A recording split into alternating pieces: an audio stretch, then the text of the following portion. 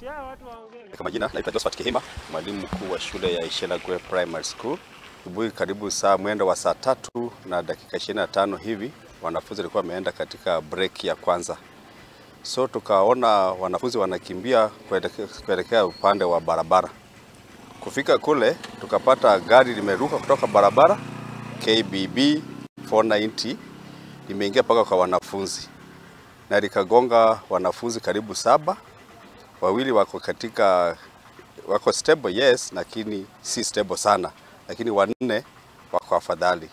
So ilibidi tuwalete kwa hospitali, mimi na walimu wawili pamoja na wazazi kadhaa.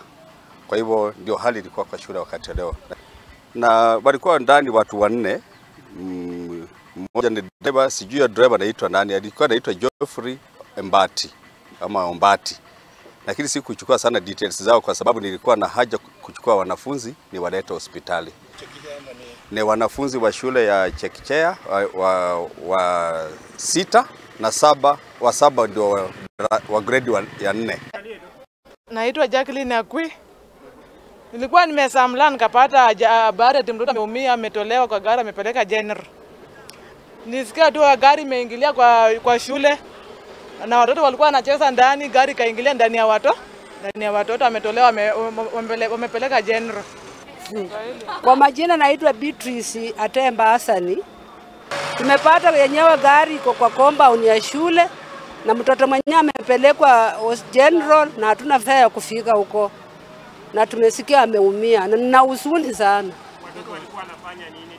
Watoto walikuwa na tu wamekaa tu.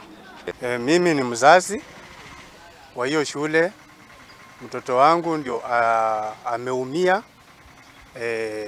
kichwa, wanamfanyia scanning. Kulingana na hiyo barabara, nataka kuomba Mheshimiwa Rais C41, hii barabara ndio imefanya hii barabara huyu jamaa lose control, ameingia kwa shule.